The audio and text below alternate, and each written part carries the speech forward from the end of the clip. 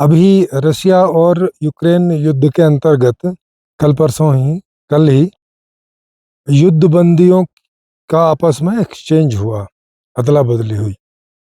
माने यूक्रेन ने जो रशिया के 150 लोग पकड़ रखे थे, 150 सैनिक, वो उन्होंने वापस किए।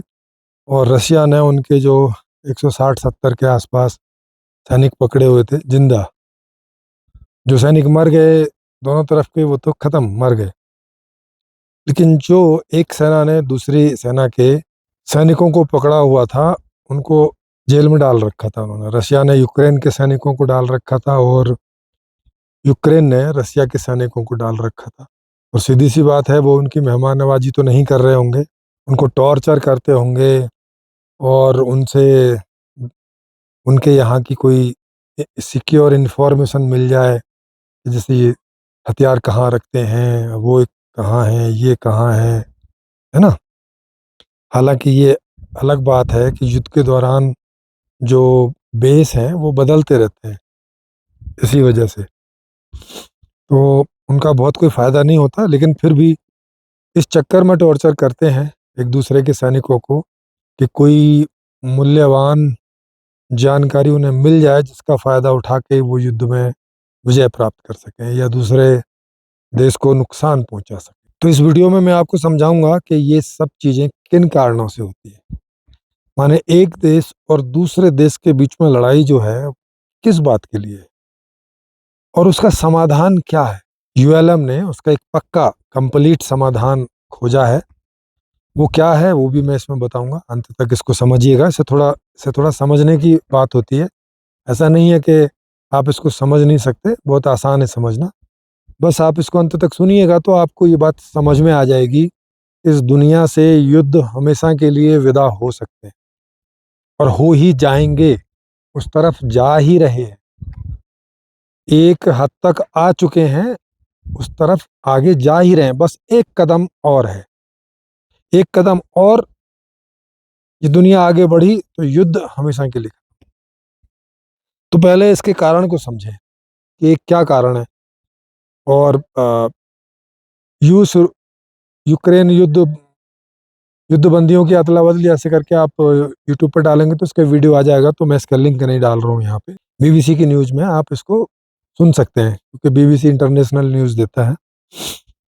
तो अब आप देखें कि जैसे रूस और यूक्रेन की फाइटिंग है और उधर इज़राइल, फ़लस्तीन, ईरान, गाज़ा, इन सब पे वहाँ पर भी जो लड़ाई चल रही है वो किस बात की लड़ाई चल रही है।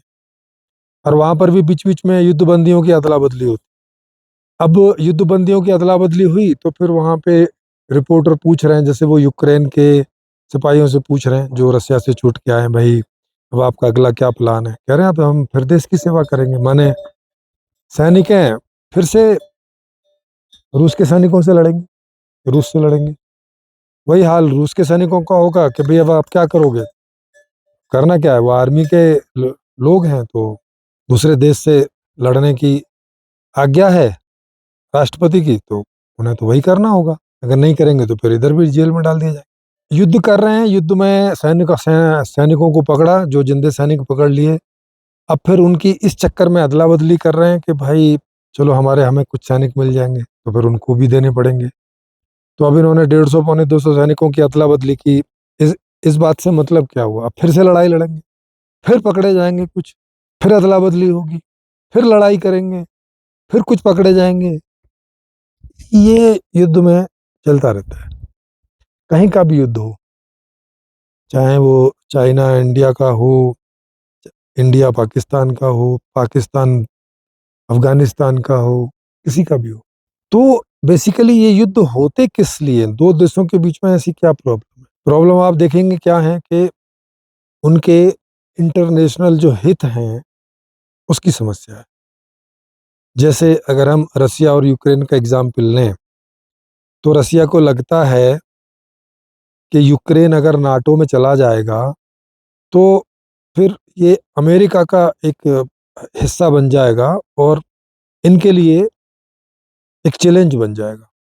क्योंकि नाटो में सम्मिलित होने का मतलब है कि अब अगर आपने यूक्रेन को कुछ किया रसिया ने, तो वो सारे नाटो सदस्यों के ऊपर हमला माना जाएगा और उसको नाटो के सारे सदस्य, जो कि कितने हैं, शायद 28-30 हैं, तो जितने भी हैं उसमें अमेरिका तो एक बहुत बड़ा है, बाकी सब छोटे छोटे हैं, लेकिन अब उतने बड़े नाटो संगठन से टकराना, तो फिर वो चाहे रसिया महाशक्ति में दूसरा है तो भी इतना आसान नहीं होता है ना। जीतना तो छोड़ो, वो युद्ध चलता ही रहेगा और दोनों तरफ का नुकसान होता रहेगा।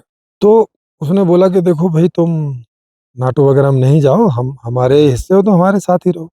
उधर जो जेलेंस्की हैं यूक्रेन के राष्ट्रपति, उनको उनका अपना गणित था कि भाई अगर हम नाटो के साथ जुड़ जाएंगे, अमेरिका के साथ जुड़ जाएंगे, तो एक तो ये कभी कभी रसिया उनको जो डराता धमकाता रहता है, ये धमकी दूर हो जाएगी। दूसरा ये है कि अमेरिका एक डेमोक्रेटिक देश है, तो वहाँ पे कोई ऐसा डिक्टेटर नहीं होगा कि वो जबरदस्ती किसी के ऊपर करेगा। वो अलग बात है कि अमेरिका आर्थिक महाशक्ति है, तो वो आर्थिक दम पर ही वहाँ डिक्टेटरशिप ना होने की बावजूद भी इंटरनेशनली डिक्टेटरशिप ही रहती है। वहाँ राष्ट्रपति कोई भी आ जाए, आर्थिक वजह से इंटरनेशनली डिक्टेटरशिप वहाँ रहती ही है। जैसे उदाहरण के लिए अभी डोनाल्ड आने वाले हैं, तो उन्होंने यूरोप के लोगों को एक अल्टीमेट दिया है कि अगर आपने गैस और जो तेल है वो अमेरिका से परचेज नहीं किया, बाई नहीं किया, तो फिर आपका जो एक्सपोर्ट यहाँ आता है हमारे देश में, हम उस पर टैरिफ लगा देंगे। टैरिफ लगा देंगे मतलब उसको महंगा कर देंगे। महंगा कर देंगे तो फिर लोग तो महंगी चीज़ें खरीदेंगे नहीं, तो उनका जो एक्सपोर्ट है वो गिर जाएगा। माने यूरोप के जो देश हैं उनका जो एक्सपोर्ट है अमेरिका में वो गिर जाएगा। और अमेरिका दुनिया का अ, मतलब अच्छा खासा कंजम्पशन है वहाँ पे, क्योंकि दुनिया का महाशक्ति है। वहाँ पर कैपिटा इनकम बहुत है ना। भाई 25-30 ट्रिलियन की उसकी इकोनॉमी है। तो आप सोच सकते हो कि वहाँ के लोग कितना सारा मटेरियल खरीदते होंगे। अच्छा, वो ज़्यादातर प्रोडक्ट्स जो हैं, सर्विस जो हैं, वो सब अमेरिका में ज़्यादातर नहीं बनते, क्योंकि वहाँ तो बनेगा तो वहाँ तो बहुत महंगा पड़ेगा।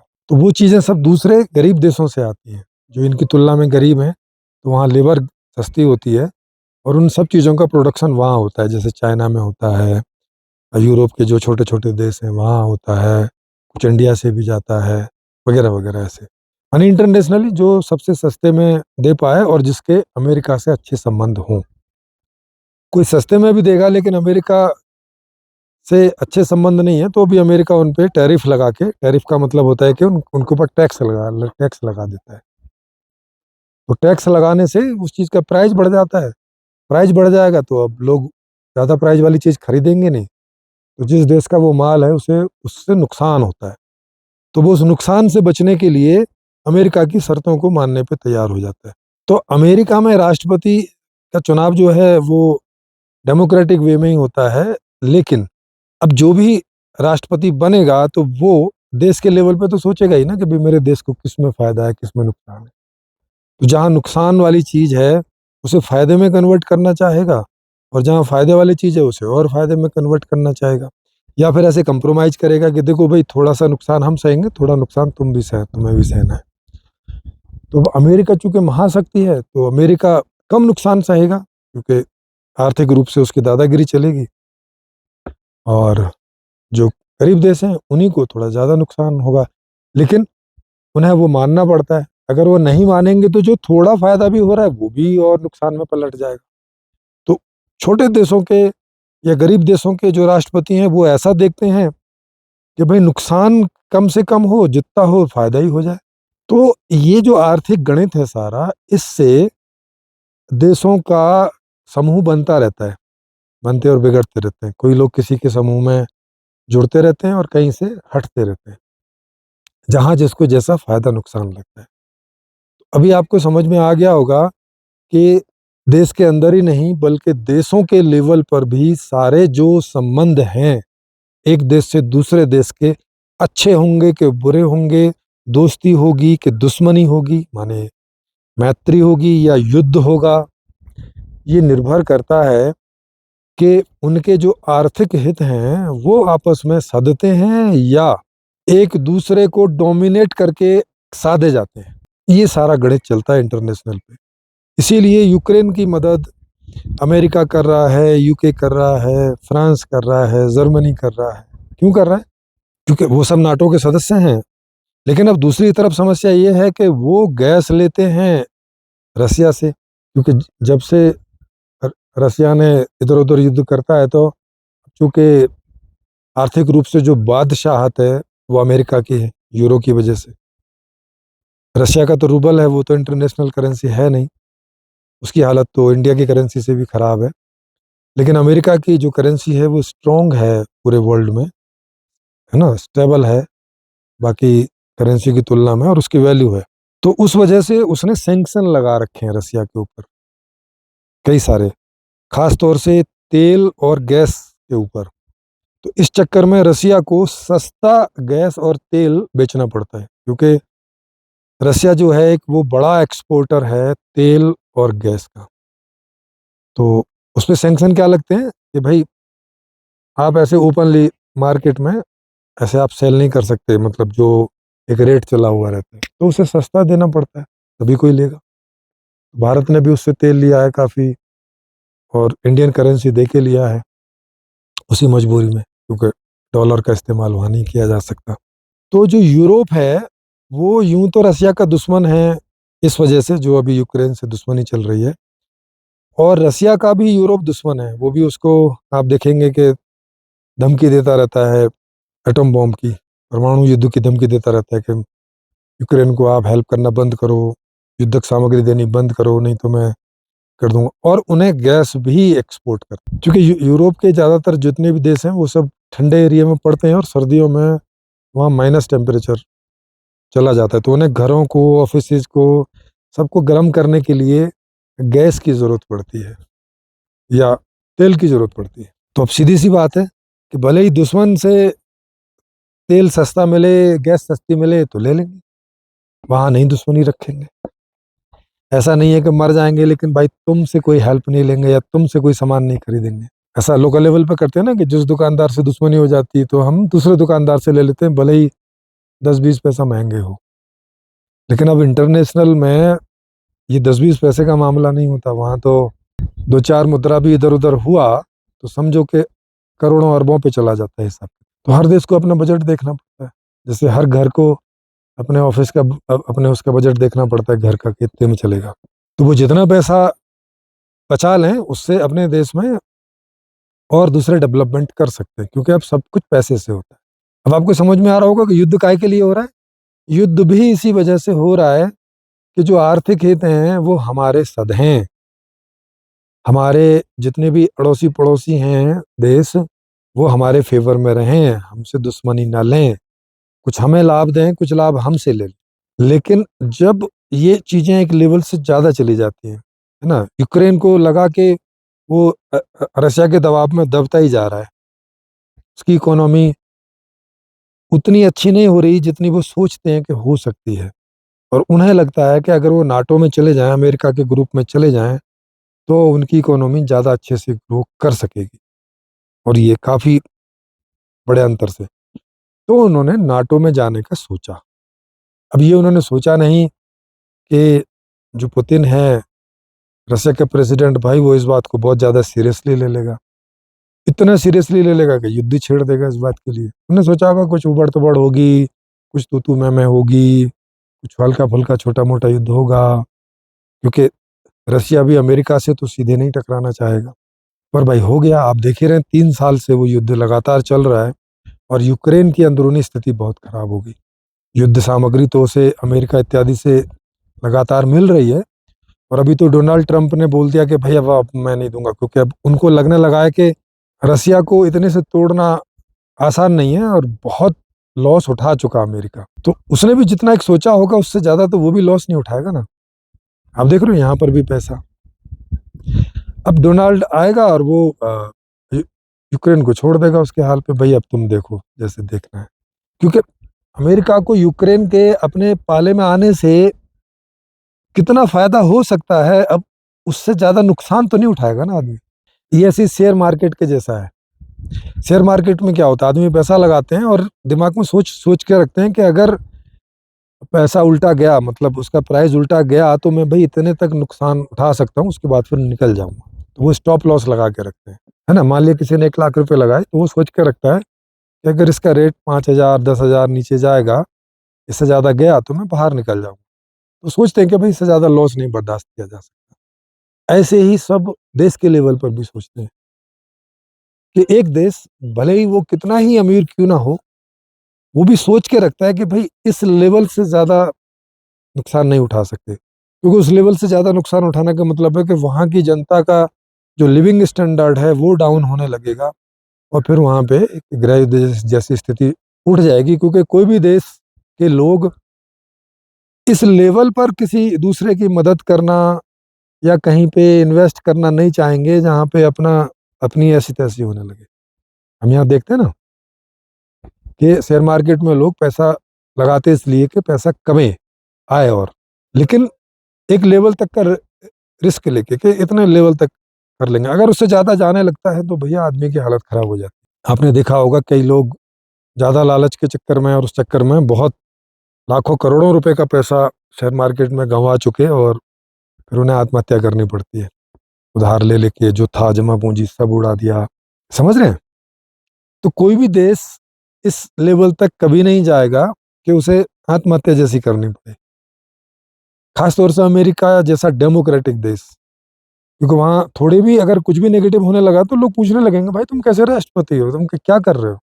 क्योंकि अमीर देशों के जो लोग होते हैं ना, वो ऐसो आराम में जी रहे होते हैं, तो उनके लिए वो मुख्य होता है। ये भाव वाह ठीक है भाई, वो गरीब देश की मदद करना, वो करना, मतलब वो अपने आप को गरीब करके नहीं करेंगे कि हम गरीब हो जाएं उसके उसकी मदद के चक्कर में। जैसे कोई भी दुनिया में, भारत में भी कोई अमीर इस कदर लोगों की हेल्प करने नहीं जाएगा आर्थिक रूप से कि खुद सड़क पे आ जाए।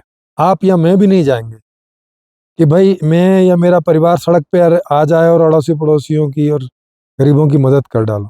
नहीं करता।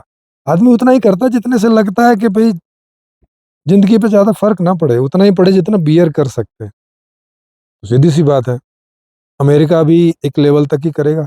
और डोनाल्ड ट्रंप चूंकि वो बिजनेसमैन है, तो वो इस बात को बहुत अच्छे से समझते हैं। जो लोग बिजनेसमैन नहीं है, वो उनके जेब से तो क्या जा रहा है, वो थोड़ा एक लेवल तक ज्यादा भी जा सकते हैं, लेकिन वो पूरा बिजनेसमैन है, तो उसे ये सब समझ में आता है कि सारे काम पैसे से होते हैं, और जितना ज्यादा पैसा मेरे देश में रहेगा, मैं उतना ज्यादा अपने लोगों का ध्यान रख सकूंगा, और फिर लोग उतने ज्यादा मुझसे खुश होंगे और बार बार मुझे इलेक्ट करेंगे, बार बार मुझे मेरा चुनाव करेंगे, मेरी वैल्यू रहेगी देश में।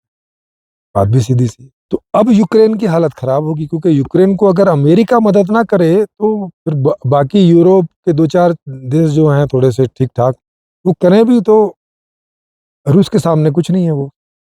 क्योंकि रूस दुनिया की नंबर 2 और नंबर 1 महाशक्ति है। नंबर 2 और नंबर 1 क्यों कह रहा हूँ, क्योंकि वहाँ पॉपुलेशन 14 करोड़ है, तो उनके पास सैनिक ज्यादा नहीं। लेकिन अगर एटॉमिक वार छिड़ गया, परमाणु युद्ध छिड़ गया, तो इस धरती पे सबसे ज्यादा परमाणु बम रसिया के पास है, अमेरिका के पास भी नहीं है। इवन अमेरिका और वो सबको मिला दें तो भी रसिया के बराबर नहीं हो पाते हैं। ऊपर से फिर चाइना जो है रसिया का साथ देगा अगर कभी कुछ ऐसा होता है, तो चाइना के पास भी जो परमाणु हथियार हैं वो काफी हैं। तो अमेरिका कभी भी खुले युद्ध की, या यूरोप कभी भी खुले युद्ध के बारे में नहीं सोचेगा। हाँ, कभी मामला ऐसा उलझ जाए और मजबूरी में होना पड़ जाए तो अलग बात है, नहीं तो वो नहीं सोचेंगे, रसिया भी नहीं सोचेगा। उसकी भी एक अपनी लिमिट है। तो इन सब सब हर देश अपनी एक लिमिट के अंदर में ऐसा करता है। अच्छा, यूक्रेन की भी अपनी लिमिट है। अब अगर कल अमेरिका ने हाथ अपना हटा लिया यूक्रेन से, तो उसमें क्या होगा।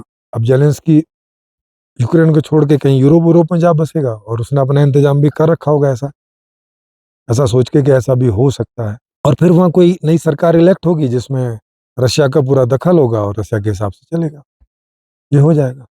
तो सारा चक्कर किस बात का है, आप देखेंगे सारा चक्कर है आर्थिक हितों का। और आर्थिक हित मतलब क्या होते हैं, सुख सुविधाएं। घर के लेवल की सुख सुविधाएं, माने बोले तो व्यक्ति के लेवल की सुख सुविधाएं, फिर घर के लेवल की माने परिवार के लेवल की सुख सुविधाएं, फिर स्टेट लेवल की सुख सुविधाएं, फिर देश लेवल की सुख सुख सुविधाएं, और ऐसे ही वर्ल्ड लेवल की सुख सुविधाएं। तो अभी जो देश लेवल की सुख सुविधाएं हैं वो तो हर देश के अंदर तक सेट है, हालांकि उनके ऊपर भी इंटरनेशनल का पूरा असर रहता है। जैसे हमारे देश का शेयर मार्केट अप डाउन होता है, अगर अमेरिका का, जापान का, चाइना का शेयर मार्केट अप डाउन हो तो उसका असर पड़ता है हमारे यहाँ। क्यों पड़ता है कि हमारे यहाँ की बहुत सारी कंपनियां बाहर के देशों की बहुत सारी कंपनियों के साथ में जुड़ी हुई रहती है। तो अगर उनको फर्क पड़ता है तो इनको फर्क पड़ेगा, इनको फर्क पड़ेगा तो यहाँ के शेयर मार्केट को फर्क पड़ेगा। और कमोडिटीज जो हैं, जैसे जो चीजें हैं, सोना है, चांदी है ना, तेल है, गैस है, सिल्वर है, एल्यूमिनियम है, लोहा पीतल सब, ये जितने भी सारी जो कमोडिटीज हैं, ये क्योंकि अब इंटरनेशनली इंपोर्ट एक्सपोर्ट होती हैं तो इनका बहुत फर्क पड़ता है। कहीं का भी रेट बढ़ेगा तो पूरी दुनिया में हर देश के ऊपर फर्क। तो ये सब ऐसे आर्थिक रूप से सब ऐसे जुड़ गया है, पहले की तुलना में ज्यादा जुड़ गया है। तो अब युद्धों को सहन करना बहुत मुश्किल काम है, बहुत नुकसानदायक है। आप देख ही सकते हो कि रशिया यूक्रेन युद्ध में से रशिया भी युद्ध से निकलना चाह रहा है, यूक्रेन भी निकलना चाह रहा है, लेकिन ऐसे फंसे हुए हैं कि नहीं निकल सकते। इसमें कब कौन पहल करेगा? जब वो पहल करेगा कि जिसको लगेगा कि भाई अब मैं इस लेवल से ज्यादा नहीं जा सकता। जैसे शेयर मार्केट में जिसने इन्वेस्ट कर रखा है, कब सोचेगा? जब सोचेगा उसके लेवल का लॉस पार हो गया। तो रसिया के लोग तो बहुत सारे चाहते हैं कि युद्ध बंद हो जाए, यूक्रेन के भी चाहते हैं कि युद्ध बंद हो जाए, अमेरिका के भी लोग चाहते हैं कि भाई ये युद्ध बंद हो, क्योंकि हमारे यहाँ का बहुत पैसा जा रहा है। रशिया में उतनी डेमोक्रेसी है नहीं, वहां पुतिन जो तय करेगा सो तय करेगा। नहीं तो भाई युद्ध में लड़ता कौन है? सैनिक ही लड़ते हैं ना, और सैनिक तो आम घरोली होते हैं, वो तो कोई अमीर लोग होते नहीं। अब वहाँ 1 लाख सैनिक मर रहे हैं, 2 लाख सैनिक मर रहे हैं, 5 लाख सैनिक मर रहे हैं, जिनके घरों से मरते हैं भाई वही जानते हैं ना कि कैसी उनके ऊपर बीतती है। तो कोई नहीं चाहता, आर्थिक नुकसान भी कोई नहीं चाहता, तो जान का नुकसान कौन चाहे? युद्ध कोई नहीं चाहता है, पर ऐसा सब फंस जाता है। जैसे यहाँ पर भी एक परिवार दूसरे परिवार से कहाँ लड़ना चाहता है, एक भाई दूसरे भाई से कहाँ लड़ना चाहता है, लेकिन आर्थिक ऐसी स्थिति फंस जाती है कि अब अगर उसे छोड़ दे तो बड़ा नुकसान हो जाएगा, और पकड़े रहे तो आशा रहती है कि चलो हो सकता है कल को जीत जाए तो ये नुकसान रिकवर हो जाएगा या कम नुकसान से काम चल जाएगा। इस चक्कर में युद्ध एक लिमिट तक चलते रहते हैं। वो जगह को लेके हो सकते हैं कि अपनी जगह बढ़ानी है भाई साहब, जैसे इजराइल है, छोटा सा देश है, तो वो सोचता है कि आसपास के देश या तो उसके एकदम कंट्रोल में हो, और या वो उन्हें खा ही ले कि भाई अपने हमारे साथ ही मिल जाओ। क्योंकि एक डर रहता है ना कि अगर अगल बगल में कोई देश थोड़ा सा ज्यादा ताकतवर हो गया तो वो तुम्हें आर्थिक रूप से मजबूर करेगा। जैसे अभी अमेरिका आर्थिक रूप से ताकतवर है तो वो अरब को सबको डोमिनेट करता है, पर एक लेवल तक कर सकता है। अफगानिस्तान से 20 साल बाद में वो चला गया, जब उसको लगा कि यार ये तो नुकसान ही हो रहा है, कोई फायदा दिख नहीं रहा जो उसने सोचा होगा, लादेन के चक्कर में। तो मेरे कहने का मतलब ये सारा जो चक्कर है वो है किसका? वो आर्थिक का सारा चक्कर। हर देश चाहता है, क्योंकि अभी देश के लेवल पर ही यूनिट है ना भाई, 200 से ज्यादा देश हैं दुनिया में।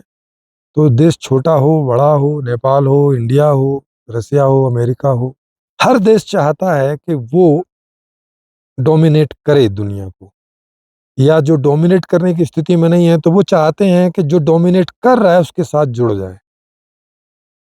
तो या तो कोई रशिया के साथ जुड़ जाए, या तो कोई अमेरिका के साथ जुड़ जाए, या तो कोई चाइना के साथ जुड़ जाए, क्योंकि अभी 3 यही महाशक्तियां हैं, है ना। भारत भारत का नंबर तो उसके बाद में आता है। तो आप सोच सकते हो सारा चक्कर आर्थिक है, और आर्थिक बोले तो अर्थ से क्या आता है? सुख सुविधाएं आती हैं, और कुछ नहीं आता। अर्थ से, आर्थिक गतिविधियों से क्या होता है? जैसे बोल रहे हैं कि अमेरिका की इकोनॉमी है 25 से 30 ट्रिलियन, भारत की 3 ट्रिलियन है, चाइना की 18 ट्रिलियन। ये है क्या? ये प्रोडक्ट एंड सर्विसेज का लेन देन है उस देश के अंदर, इंपोर्ट एक्सपोर्ट सब मिला के उनकी इतने ट्रिलियन की भाई आर्थिक गतिविधि है। या तो वो इतने का एक्सपोर्ट और इंपोर्ट कर रहे हैं। और क्या है वो इंपोर्ट एक्सपोर्ट, या तो सर्विसेज का एक्सपोर्ट हो रहा है या इंपोर्ट हो रहा है, और या तो गुड्स माने वस्तुओं का इंपोर्ट या एक्सपोर्ट हो रहा है। अल्टीमेटली एक देश और दूसरे देश के बीच में क्या संबंध है? वही जो संबंध एक घर का दूसरे घर से है, एक गांव का दूसरे गांव से है, एक डिस्ट्रिक्ट का दूसरे डिस्ट्रिक्ट से है, एक स्टेट का दूसरे स्टेट से है, और एक देश का दूसरे देश से। आर्थिक गतिविधियों का व्यापार, या तो हमें वहां कुछ बेच के फायदा हो रहा है, या तो वहां से कुछ खरीद के फायदा हो रहा है, बस यही। या तो एक आदमी दूसरे आदमी से कुछ ले रहा है या तो दे रहा है। अच्छा, मैंने जो बोला था कि युद्ध, एक कदम हम और आगे बढ़ेंगे तो पूरी दुनिया से युद्ध विदा हो जाएंगे। ये बात तो आपको समझ में आ गई कि जितने भी सारे सब युद्ध हैं अल्टीमेटली आर्थिक गतिविधियों में लाभ पाने के चक्कर में और हानि से बचने के चक्कर में ये सारे युद्ध होते हैं। ये समझ में आ गया होगा आपको। अब आप कह रहे होंगे कि यार युद्ध तो हमेशा से होते आए हैं, ये कैसे चले जाएंगे? अब इसको थोड़ा सा देखने की कोशिश करें कि गए हैं। जब कबीलाई सिस्टम था, तो कबीलाई सिस्टम था तो एक कबीले दूसरे कबीले के बीच या तो युद्ध होते रहते थे और या तो कोई समझौते होते रहते थे। माने या तो कुछ कबीले मिलके एक ग्रुप बना लेते थे और दूसरे कुछ और कबीले मिलके दूसरा ग्रुप बना लेते थे और आपस में एक दूसरे से लड़ते रहते थे। वहां भी काय के लिए लड़ते थे? वही आर्थिक फायदे के लिए, किसी हानि से बचने के चक्कर में और किसी लाभ को पाने के चक्कर में। गणित सारा यही था। लेकिन तब कबीले कबीले आपस में लड़ते रहते थे, या तो एक एक कबीले आपस में लड़ते रहते थे या कुछ ग्रुप ऑफ कबीले आपस में लड़ते रहते। फिर धीरे धीरे जब ये ग्रुप बड़े होने लगे तो ये राज्य में कन्वर्ट हो गए, राज्य में बदल गए, है ना। लोगों ने देखा कि यार हर रोज कहीं ना कहीं हमारा आदमी मर जाता है, ये हो जाता है, वो हो जाता है, तो उन्होंने सोचा यार क्यों ना हम सब एक होके रहें। तो इस एक होने के चक्कर में कुछ ना कुछ ग्रुप एक हो जाते, जिनको लगता कि हाँ ठीक है भाई। उनमें से एक बड़ा जो ग्रुप है वो मुख्य हो जाता, मुख्य सरदार, और बाकी जो है उनके वो सब सरदार हो जाते, उप सरदार। और इस तरह से धीरे धीरे एक राज्य का स्वरूप लेते रहते, छोटा राज्य, बड़ा राज्य। फिर बड़े राज्य के साथ में ये छोटे वाले राज्य, जो छोटे छोटे कबीलाई के समूह होते थे, वो उनके साथ में ऐसे मिलते रहते। तो कभी कोई राज्य का विस्तार हो जाता, कभी कोई राज्य का विस्तार हो जाता, जिस समय जिस राजा ने जो स्ट्रेटेजी चलाई। तो जो अभी सबसे बड़े सरदार होते थे वो बाद में राजा कहलाने लगे, और उनके अंतर्गत बहुत सारे कबीले जगह जगह पे आने लगे। अब क्या हुआ कि जो कबीले उनके अंतर्गत आ गए, अब उन कबीलों में तो युद्ध नहीं हो रहा है, क्योंकि उनमें कभी भी कुछ भी मनमुटाव होता या कुछ भी ऊंच नीच होती तो वो राजा के पास चले जाते कि भाई हमारा न्याय करो, और राजा उनका न्याय कर देता। अब क्या होने लगा, युद्ध होने की बजाय बातचीत से मामला सुलटने लगा कि उन दोनों सरदारों को बुला लिया जाता, या दो से ज्यादा सरदार जो भी उसमें इन्वॉल्व होते उनको बुला लिया जाता, और राजा उनके बीच में एक सेटलमेंट कर देता, जो भी के अब उसमें किसी को थोड़ा नुकसान हो फायदा हो। ये अब हल्के फुल्के नुकसान फायदे के लिए तो कोई युद्ध तो करेगा नहीं, ठीक है भाई इतना बियर करेगा।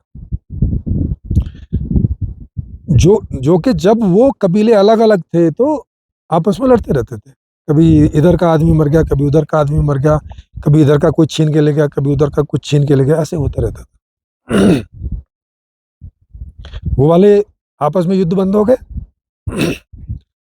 फिर क्या हुआ कि जो राज्य हुए, राज्यों में भी कई तरीके से कि एक दूसरे राजा ने अपनी लड़की की शादी इस राजा के लड़के के साथ कर दी, तो उनके साथ मैत्री हो गई, भाई अब हम आपस में नहीं युद्ध करेंगे। अब वो दोनों इस आधार पे भी एक हो गई कि ठीक है हमारे बच्चे एक साथ हैं तो हम भी एक साथ हैं। इस आधार पे भी राज्यों में भी आपस में संगठन होने लगे। लेकिन जिन राज्यों में आपस में संगठन नहीं होते थे उनमें खचाते नहीं होती थी, उनमें युद्ध होते रहते थे कोई ना कोई बात पे।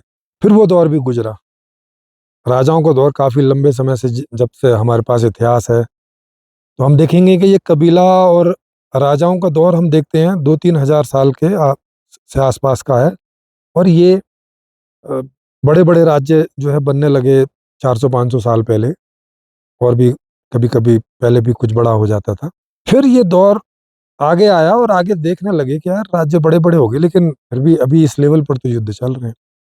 तो फिर गणतंत्र एक सिस्टम आया 150 साल पहले। कि अमेरिका में बहुत सारे जो छोटे छोटे बड़े बड़े राज्य थे वो सब एक साथ होके यूएसए बन गए, United state of America. Soviet संघ बन गया। यहाँ 70-75 साल पहले भारत में जो है कितनी 600-700 छोटी मोटी रियासतें थी, छोटी बड़ी सब, वो सब मिलके भारत बन गई, कुछ पाकिस्तान बन गई, चाइना अभी बहुत। तो अब ये सब क्या बन गए, सब गणतंत्र बन गए, रिपब्लिकन स्टेट बन गए। कि अब जहाँ पे, और वो थोड़ा डेमोक्रेटिक भी हो गए कि अब जनता अब चुनेगी कौन, क्योंकि अब कौन राजा बनेगा ये सवाल खड़ा होता। तो भाई एक कॉन्सेप्ट आया कि भाई क्यों ना जनता से ही चुनवा लें, क्यों हम राजा का बेटा राजा, राजा का बेटा राजा। क्योंकि उसमें क्या होता था कभी कभी कि राजा का बेटा जो राजा होता था वो उस लायक होता नहीं था, क्योंकि जरूरी तो है नहीं कि राजा रानी से जो पैदा होगा वो बुद्धिमान भी होगा और बाहुबली भी होगा, ऐसा जरूरी तो है नहीं। तो लोगों ने सोचा कि हम पूरे देश से जो उस लायक सबसे बढ़िया आदमी होगा उसको चुनेंगे, और ये जनता से चुनवाएंगे, क्योंकि जनता में सबसे ज्यादा वोट जिसको जाएगा भाई समझो कि वही सबसे ज्यादा बुद्धिमान आदमी। तो ऐसे करके डेमोक्रेसी धीरे धीरे आने लगी, और जनता का दखल जो है वो गणतंत्र में बढ़ गया पहले की तुलना में। राज्यों में जनता का कोई ऐसा दखल डायरेक्टली नहीं था, इनडायरेक्टली तो हमेशा से होता था, क्योंकि अगर जनता राजी नहीं रहेगी तो फिर राजा को सपोर्ट नहीं करते, क्योंकि राजा को सैनिक तो जनता में से ही मिलते हैं जो उसके लिए लड़ेंगे।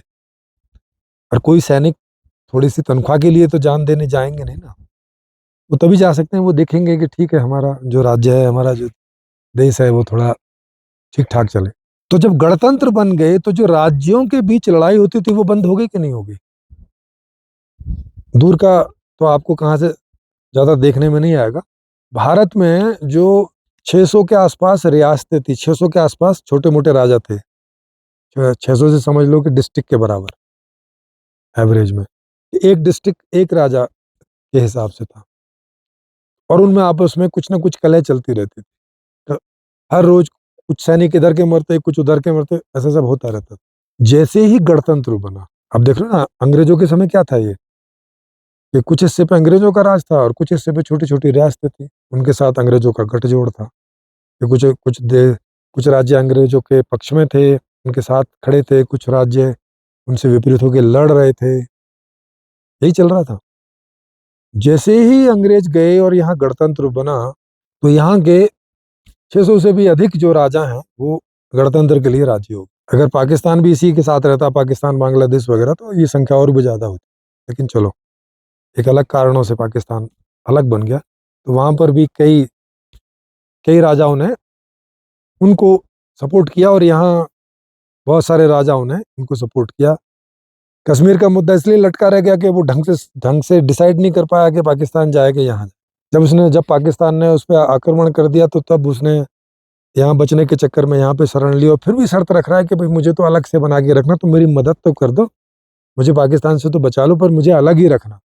अब भारत ने नहीं बोला भाई हम क्यों अलग रखें, या तो उधर हो या इधर हो, अलग से क्या मतलब है भाई। पर चूंकि भारत थोड़ा सा डेमोक्रेटिक टाइप का देश ज्यादा था, तो उन्होंने सोचा चलो भाई तुम अलग ही रह जाना, बाद में जुड़ जाना जब तुम्हें फायदा लगे। तो वो वाला मुद्दा इस तरह से अटका रह गया, जो अब पता नहीं कब जाके सॉल्व हो। तो वहाँ तो वो एक वजह बना रह गया युद्ध की, अदरवाइज तो मेरे ख्याल में पाकिस्तान और इंडिया के साथ में कोई युद्ध होता नहीं, अगर इस तरह की कोई वजह ना बची रहती तो अब क्या हो रहे हैं, अब देशों के बीच युद्ध बचे हैं। अब राज्यों के बीच तो युद्ध खत्म हो गए, पहले कबीलों के बीच युद्ध खत्म हुए, फिर राज्यों के बीच में युद्ध खत्म हो गए। अब वहां कुछ भी मैटर होता है तो वो कोर्ट में बैठ के सॉर्ट आउट होता है। जैसे यहाँ स्टेट का कोई भी मैटर हो या डिस्ट्रिक्ट का कोई भी मैटर हो, सरकारी मैटर भी, तो उसके मामले में संविधान के आधार पे वहाँ की जो कोर्ट होती है वो निर्णय देती है। अब जो भी निर्णय देती है उसी को स्टेट हो, प्राइम मिनिस्टर हो, राष्ट्रपति हो, कोई भी हो, सबको मानना होता है या मान लेते हैं। अब उसके लिए तीर तलवार उठा के और तोप उठा के युद्ध करने नहीं चल जाते कि भाई अब युद्ध से तय होगा, सही गलत छोड़ो, अब बातचीत से नहीं, युद्ध से तय होगा। माने जो पहलवान, जिसकी लाठी उसकी भैंस, ऐसे होता था। अभी क्या हो गया है कि नहीं नहीं भाई, हमने एक कानून बनाया हुआ है गणतंत्र लेवल पे, अब उससे होगा, अब उससे जिसको लाभ होता हो जाएगा, जिसको फायदा होता हो जाएगा। लेकिन अभी भी आप देख रहे हैं कि न्याय कोई उतना अच्छा अभी भी होता नहीं है। 10% लोगों के ही फेवर में अभी ये सारा संविधान चला ही जाता है। क्यों चला जाता है? क्योंकि सारा चक्कर पैसे का है, और भैया जज वाले भी लोग पैसा लेके अपना जो निर्णय है वो उसके पक्ष में कर सकते हैं, पुलिस वाले भी पैसा लेके अमीर के ही पक्ष में सारे सबूत जुटा सकते हैं, गरीब के पक्ष के सबूतों को कमजोर छोड़ सकते हैं। ये सारी उम्मीदें, ये सारी संभावनाएं अभी भी बची हुई हैं, और ये आप देखेंगे कि ये हो ही रहा है। अमीरों में मुझे नहीं लगता आप इक्का दुक्का आदमी को छोड़ के जेल में पाओगे। वो तुरंत जाता है, तुरंत जो है वो करा के वापस आ जाता है अपनी बेल वेल वगैरह, और फिर उनके नौकर चाकर अकील वकील ही केस लड़ते रहते हैं, उसको शायद ही कभी जाने की जरूरत पड़ती है। लेकिन गरीब आदमी एक ब्रेड चुरा के भी जेल में सालों सड़ सकता है, उसे जमानत नहीं मिलेगी क्योंकि वो बेल बॉन्ड नहीं भर सकता, उसका कोई बेल बॉन्ड भरने वाला नहीं है, वो वकील नहीं कर सकता क्योंकि उसके लिए पैसे चाहिए, वही तो नहीं है उसके पास। उसी के लिए तो उसने ब्रेड चुराई थी, ब्रेड। समझ रहे हैं ये सब? तो पैसे का खेल वाला तो अभी तक है, और उसी चक्कर में युद्ध भी हो रहे हैं। लेकिन अब युद्ध हो रहे हैं देश के लेवल, अब राज्यों के लेवल पे युद्ध खत्म, और कबीलों के लेवल पे युद्ध खत्म। अब किस लेवल पे बचे? देश के लेवल। अब अगला कदम क्या होगा? सोच लिया होगा आपने, बिल्कुल। जैसे कबीले जुड़ जुड़ के राज्य बने, और राज्य जुड़ जुड़ के गणतंत्र बने, अब क्या होगा कि अब गणतंत्र जुड़ के एक विश्व सरकार बनेगी, एक विश्व बनेगा। एक ही कदम बचा हुआ ना, कि अब 200 के आसपास देश बचे हुए हैं।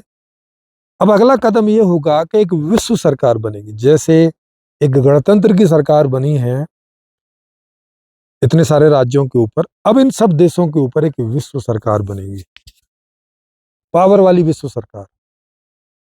यूं तो अभी कई मामलों में वर्ल्ड गवर्नमेंट है, लेकिन उसके पास पावर नहीं है, तो वो निर्णय दे सकती है लेकिन उसको अप्लाई नहीं कर सकती। तो जैसे देश में सरकार पावरफुल होती है, वैसे ही एक विश्व की सरकार बनेगी देर सवेर, और हम लोग उसका मसौदा दे रहे हैं कि वो कैसे हो सकता है, कैसे मुमकिन है, कैसे पॉसिबल है। संपूर्ण समाधान एक किताब लिखी है मैंने, उसमें पूरा एक खाका दिया है कि विश्व सरकार कैसे बन सकती है, और उसके लिए कैसे सारे देश के लोग या सारे देश के मुखिया राजी होंगे। जैसे अभी तक राजा कैसे राजी हुए गणतंत्र के लिए? भारत में 600 से ज्यादा राजा कैसे राजी हुए कि भाई ठीक है? क्योंकि वो मसौदा इस तरह का आया कि अधिकतम राजा राजी हो गए, और जो एक आध नहीं राजी हुआ उसको इन्होंने थोड़ा सा डरा धमका के राजी कर लिया। और वैसे भी उसको इक्का दुक्का छोड़ भी देते तो वो कुछ करता नहीं। जैसे अब नेपाल अलग से छुटा हुआ है, तो वो कुछ उटक पटक करेगा नहीं। वो उसे या तो चाइना के साथ अच्छे संबंध रखने पड़ेंगे, या इंडिया के साथ, या कुछ चाइना के साथ कुछ इंडिया के साथ, ऐसे उसे रखना पड़ेगा। तो वो कुछ उठापटक कर नहीं सकता है। देर सवेर नेपाल या तो इंडिया के साथ जुड़ेगा या तो चाइना के साथ जुड़ेगा, जब तक विश्व सरकार नहीं आ जाती। जिस दिन विश्व सरकार आएगी, और विश्व सरकार क्या होगी कि उसमें उस सरकार को सारी दुनिया में डेमोक्रेटिक वे से विश्व सरकार के प्रधानमंत्री, राष्ट्रपति और जो भी वहां होंगे उन सब सारे नेताओं का चयन होगा, रक्षा मंत्री और वगैरह वगैरह जो भी हो। और सेना केवल उनके पास होगी। जैसे अभी स्टेट के पास कोई सेना नहीं है, स्टेट के पास क्या, पुलिस है कि भाई ठीक है आप अपने अंदरूनी मामले करते रहो। तो फिर क्या होगा? फिर देश के और स्टेट के इनके पास पुलिस ही रहेगी।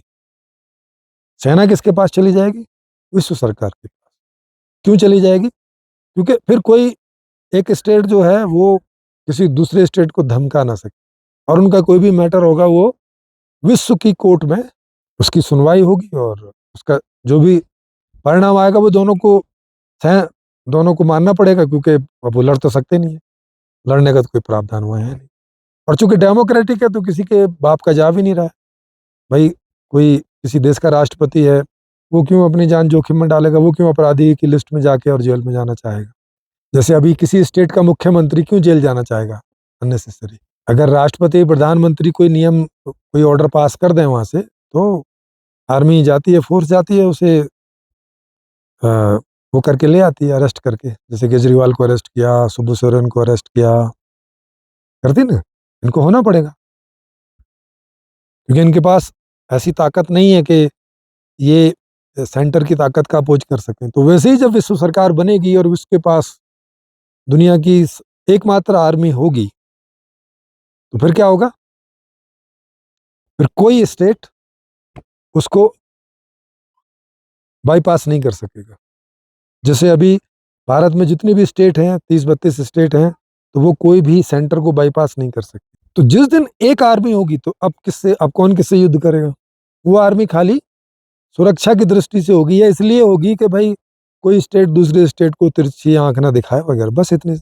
उसका कभी इस्तेमाल होगा नहीं इससे ज्यादा कि किसी स्टेट के प्रधानमंत्री ने किसी देश के प्रधानमंत्री ने या राष्ट्रपति ने कुछ उठपटांग करने की कोशिश की तो बस जाएंगे और उसको अरेस्ट करके ले आएंगे। इससे ज्यादा कुछ होगा नहीं आर्मी का इस्तेमाल, मतलब युद्ध समाप्त हो जाएंगे। और आर्थिक जितने भी सारे मुद्दे हैं वो सब कोर्ट में हल होंगे। हाँ, कोर्ट में पैसे वाले पैसा दे के कुछ करवा लो, वो चलता रहेगा। कब तक चलता रहेगा? जब तक जो संपूर्ण समाधान मैं एक प्रस्तावित व्यवस्था कर रहा हूँ कि जिसमें पैसा ही खत्म कर दे रहा हूँ, करेंसी ही खत्म कर दे रहा हूँ भाई। सीधी सी बात है, करेंसी से आप प्रोडक्ट और सर्विस ही खरीदते हैं, वो सीधे मिल जाएंगे आपको। और आपके हिस्से में कोई भी काम आएगा या आप कोई भी काम को चुनेंगे, उस काम के बदले आपको सभी प्रोडक्ट एंड सर्विसेज आपकी इच्छा के अनुसार जितने भी आप इस्तेमाल करते हैं या कर सकते हैं वो सब आपको मिलते रहेंगे आपकी मांग के अनुसार। उसी हिसाब का प्रोडक्शन होता रहेगा। मतलब जिस दिन विश्व सरकार संपूर्ण समाधान वाली बनेगी, है ना, अभी मैंने दो तरह की विश्व सरकार की बात की। एक तो आज ही की व्यवस्था में रहते हुए विश्व सरकार बन जाए, जैसे अब तक आज ही की व्यवस्था में माने करेंसी वाली या पैसे वाली या बार्टर सिस्टम, वो सब एक ही बात है। तो उसमें गणतंत्र तक पहुंचे हैं, तो उसमें ये विश्व तंत्र तक भी पहुंच सकते हैं। हालांकि हम लोग सोच रहे हैं कि विश्व तंत्र प्लस विदाउट करेंसी एक साथ आ जाए। हम लोग इसके लिए पूरी मुहिम छेड़े हुए हैं, और इसमें आप अगर सहयोगी बनना चाहते हैं तो नीचे मेरे व्हाट्सएप के नंबर इसमें आते रहते हैं, उन पे आप व्हाट्सएप कर सकते हैं। इससे अगर जुड़ना चाहते हैं, कुछ भी तरह से सहयोगी बनना चाहते हैं, कि विश्व सरकार तो आए बिना करेंसी वाली आए। मतलब पूरी दुनिया में हर व्यक्ति जैसे जीना चाहता है जन्म से, और जब तक भी उसका जीवन है, वो भाई अपनी इच्छा का जीवन जी पाए। हर व्यक्ति जन्म से लेके पूरे कंप्लीट जीवन तक अपनी इच्छा का जीवन जिए। एक ऐसी संपूर्ण समाधान व्यवस्था, नई व्यवस्था की मैं प्रस्तावना कर, कि वो विश्व सरकार तो होगी ही लेकिन बिना करेंसी वाली हो।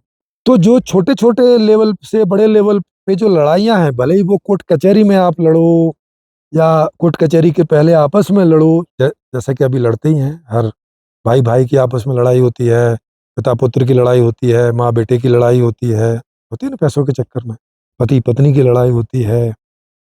अभी देखो, एक वो अतुल सुभाष जो है, वो पत्नी ने उसको कोर्ट में घसीटा और उसको ऐसे ऐसी हालत तक पहुंचा दिया कि उसको आत्महत्या करनी पड़ गई, है ना। अभी इस तरह की लड़ाइयां हैं ना।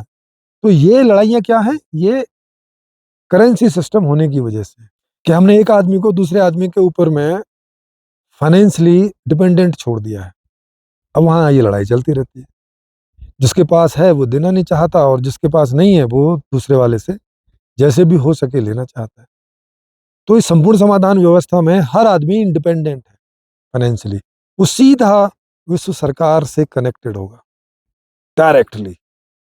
विश्व सरकार, देश की सरकार, स्टेट की सरकार, डिस्ट्रिक्ट की सरकार, नगर की सरकार उससे कनेक्टेड हो डायरेक्टली, एक दूसरे पे नहीं। पति पत्नी एक दूसरे पे डिपेंडेंट नहीं होंगे, पिता पुत्र मतलब बच्चे और पेरेंट्स वो एक दूसरे पे डिपेंडेंट नहीं होंगे, भाई बहन या भाई भाई एक दूसरे पे डिपेंडेंट नहीं होंगे, और जन्म से ही नहीं होंगे। इस प्रकार की व्यवस्था कि वहाँ हर व्यक्ति इंडिपेंडेंट है फाइनेंशियली। एक आदमी को दूसरे आदमी से फाइनेंस के रूप में कोई लेना देना ही नहीं, तो कोई झगड़ा भी नहीं है, तो माने उनकी मैत्री अपना रहेगी। करेक्टर बेस, उनकी लाइक्स डिसलाइक्स कैसी उस बेस पे रहेगी। जो आर्थिक वजह है वो समाप्त हो जाएगी। तो आर्थिक वजह जैसे ही समाप्त होगी, तो एक तो आर्थिक वजह के ही अब तक के सारे युद्ध हो रहे हैं जो भी किसी भी लेवल पर हो रहे हैं, तो वो युद्ध बिल्कुल समाप्त ही हो जाएंगे हमेशा के। छोटे लेवल से लेके माने व्यक्तिगत लेवल से आदमी अपने अंदर भी लड़ता रहता है ना, आर्थिक वजह से। अरे यार, कल का खाना कहाँ से आएगा, कल को कोई बीमार हो गया तो कहाँ से होगा, कल बच्चों की फीस कहाँ से आएगी, कल बिजली का बिल भरना है वो कहाँ से भरूंगा, कल को मोबाइल रिचार्ज करना है उसका क्या होगा, घर में 4 मोबाइल हैं, 4 रिचार्ज करने हैं, 2,000 रुपये कहाँ से आएंगे, है ना। अपने अंदर भी लड़ता रहता है, फिर परिवार में लड़ता रहता है। बोलते हैं आप मेरे लिए साइकिल नहीं लेके आए, बाइक नहीं लेके आए, अच्छा घर नहीं लिया आपने, है ना। आपस में लड़ाई होती रहती है। रिश्तेदारों में लड़ाई होती रहती है, यार कैसे रिश्तेदार हो, अब मैं गरीब हूँ आप अमीर हो, हमारी हेल्प ही नहीं कर रहे हो, है ना। वहाँ मन मुटाव होता रहता है। मित्रों में मन मुटाव होता रहता है, यार कैसे मित्र हो, बुरे समय में आप काम ही नहीं आते हो। गाँव की लड़ाई होती रहती है, फिर सरदारों की लड़ाई होती रहती है, या मुखियाओं की लड़ाई होती रहती है। वैसे ही जो है वो लड़ाई पूरी देश और विश्व तक चली जाती है आर्थिक वजह से। तो मैं क्या कर रहा हूँ कि वो फंदा ही हटा दे रहा हूँ, जड़ ही मिटा दे रहा हूँ उसकी, ये आर्थिक झंझट ही खत्म भाई। तो व्यक्तिगत लेवल से लेके और विश्व के लेवल तक लड़ाई नाम की चीज खत्म। युद्ध तो फिर बहुत दूर की बात हो गई, लड़ाई ही खत्म, झगड़ा ही खत्म, तो आपके अंदर भी झगड़ा खत्म, तो आप आध्यात्मिक स्थिति में पहुंच जाओ। हर व्यक्ति कंप्लीटली आध्यात्मिक स्थिति में जिएगा। आध्यात्मिक मतलब जैसा वो है, अध्यात्म माने आत्मा के जैसा, आत्मा के बारे में, यानी जैसा मैं हूं। आत्मा मतलब कौन, हिंदी में बोले तो मैं, अंग्रेजी में बोले तो आई। जैसा मैं हूं मुझे वैसा जीने को मिले, मैं मुझ में स्थित रहूं हमेशा, समाधिस्थ रहूं। समाधिस्थ मतलब मैं हमेशा सही समान स्थिति में बना रहूं। और कैसी स्थिति में मैं बन के रहना चाहता हूं, जैसी मेरी इच्छा के अनुसार हो, माने इच्छा अनुसार जीवन, माने समाधानिस्थ, माने समाधान को प्राप्त व्यक्ति। समाधान को प्राप्त व्यक्ति कौन होता है कि उसकी जब जो इच्छा हो वो पूरी हो जाए। अब इससे ज्यादा और समाधान तो ना किसी को चाहिए, ना कोई चाहता, ना हो सकता है। और जैसे एक आदमी है 4 रोटी खाना चाहता है, तो 4 रोटी मिल गई उसका समाधान हो गया। ना वो 4 से ज्यादा खाना चाहता और ना 4 से कम में रहना चाहता। 4 से कम में रह जाएगा तो भी एक समस्या है, और 4 से ज्यादा जबरदस्ती खा ली तो भी समस्या हो जाएगी। तो समाधिस्थ, अपने आप में स्थित, अपने में जी रहा है। ये मुझे जो इच्छा उठी, मुझे सुबह चाय पीने की इच्छा उठी, चाय मिल गई, फिर उसके बाद खाना खाने की इच्छा उठी, खाना खा लिया, फिर जो काम करने की इच्छा हुई वो काम कर लिया, खेलने की इच्छा हुई खेल लिया, घूमने की इच्छा हुई घूम आया। बढ़िया सारे तरह के ऐशो आराम मेरे पास हैं, एक एयर कंडीशनड पर्याप्त एक फ्लैट घर मेरे पास है, सभी सुख सुविधाओं से युक्त। जिससे मिलना चाहो मिल लो, जिससे बात करना चाहो कर लो, जहाँ जाना चाहो चले जाओ, पिकनिक करनी है कर लो, नो लिमिट। मतलब जैसे तुम्हें जीना है वैसे जी लो, एक ऐसी व्यवस्था तो होगा ना एकदम। ये स्वर्गीय व्यवस्था हो जाएगी, स्वर्गिक। स्वर्ग में हम ऐसा ही तो सोचते हैं कि वहां जो हम इच्छा करेंगे पूरी हो जाती, इच्छा अनुसार वाली जिंदगी, उसी को तो स्वर्ग बोल रहे हो। अच्छा, फिर कोई लोग बोलते हो मोक्ष, मोक्ष माने दुखों से मुक्ति। तो जीते जी मोक्ष माने वहां कोई दुख नहीं होगा, जीते जी स्वर्ग, वहां आपकी इच्छा अनुसार जिंदगी सब सारी की सारी सब आपको प्राप्त होगी। आप सोचो, नहीं तो अभी हिंदुओं के उसमें जाओ तो स्वर्ग अलग होता है, मोक्ष अलग होता है। स्वर्ग का राजा इंद्र है, वहां आपकी इच्छाएं तो पूरी होंगी, लेकिन भाई दुख दूर नहीं होंगे आपके। दुख कहाँ दूर होंगे, वो वैकुंठ लोक में होंगे। अच्छा, लेकिन वहां दूसरी इच्छाएं पूरी नहीं होंगी। वहां ये सोचते हैं कि इच्छाएं आपकी सब समाप्त हो जाएंगी तब आप वैकुंठ में पहुंचेंगे, तो वहां ना दुख होगा ना सुख होगा।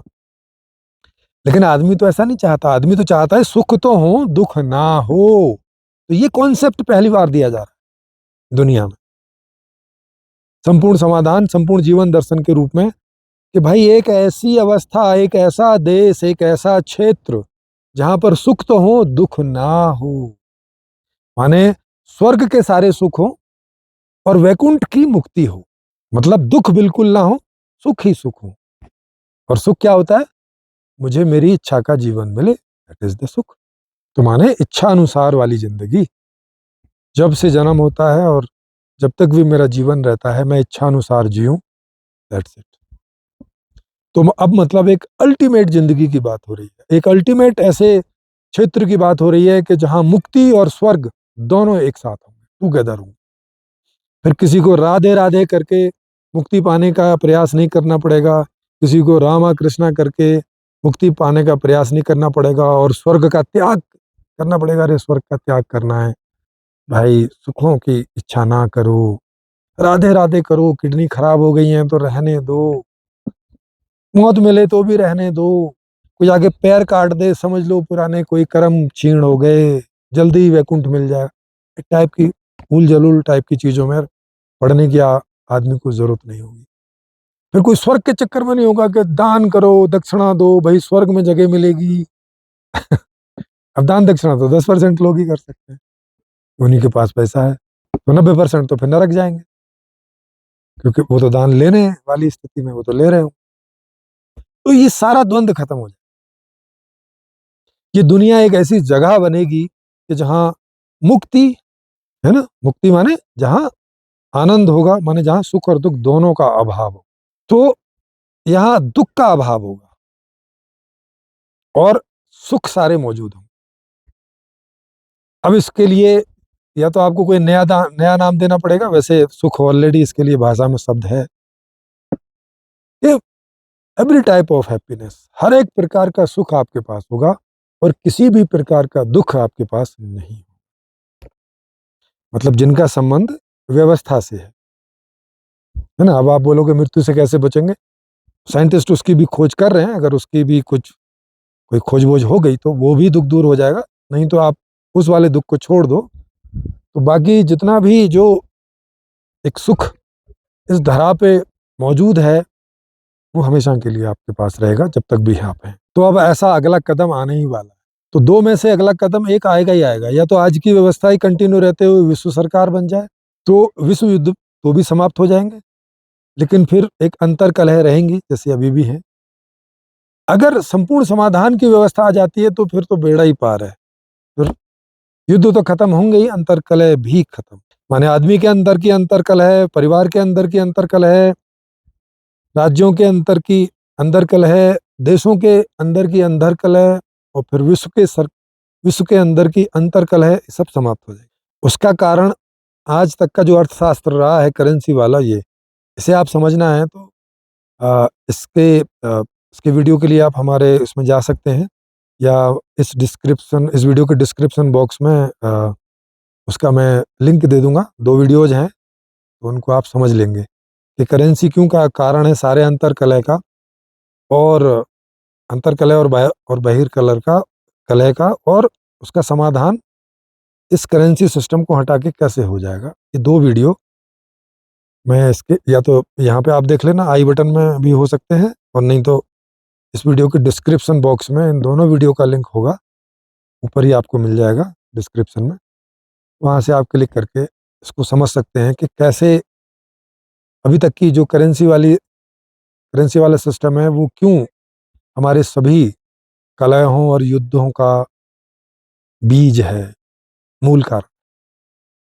और नई जो एक आर्थिक व्यवस्था की मैं बात कर रहा हूँ, वो उसमें कैसे ये कारण नहीं रहेगा, और उसमें कैसे ऐसा कारण मैंने डाल दिया है जिसकी वजह से हर आदमी अपनी इच्छा का जीवन जी सके।